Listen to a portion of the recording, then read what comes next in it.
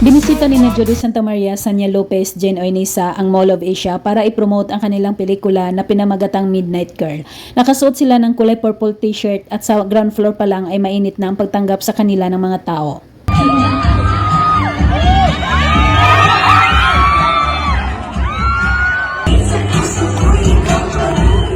Apat silang bida na babae sa pelikulang ito kasama si Loisa Andalio pero hindi ito makasama sa lahat ng kanilang mall show para mag-promote dahil kakapanganak pa lang nito.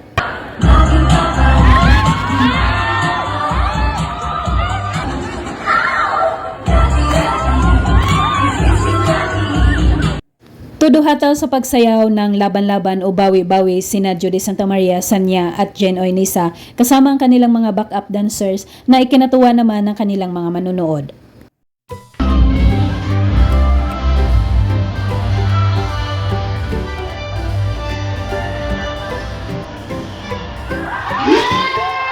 Pagkatapos ng kanilang dance performance, nagpakilala isa-isa ang mga bida ng pelikulang Midnight Girl sa mga taong naroon sa ground floor ng Mall of Asia na nanood sa kanila.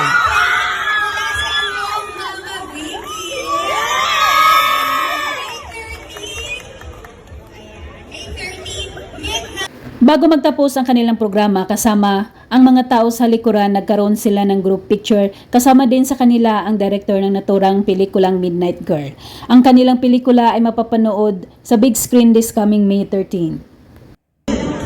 May 13? Grabe, ito talaga kakaiba ang pelikulang dapat natin abangan. Nagkaroon na rin ng big screening ang Midnight Girl movie at dumating sina Judy Santa Maria, Jen Oinisa, Sanya Lopez na nakasuot ng pula para sa kanilang red carpet. Nagpagupit ka? Secret! Secret!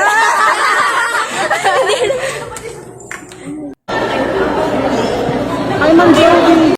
Unang nagpaabot ng pasasalamat si Judy Santa Maria sa lahat ng dumalo sa kanilang special screening ng kanilang pelikula. Super napakaganda nilang tatlo tingnan, lalo na sa kanilang kasuotan na kulay pula. Po sa inyong lahat na nandito ngayon, nagpapasalamat kami sa oras na ibinigay ninyo para sa isang special screening ng The Midnight Girls.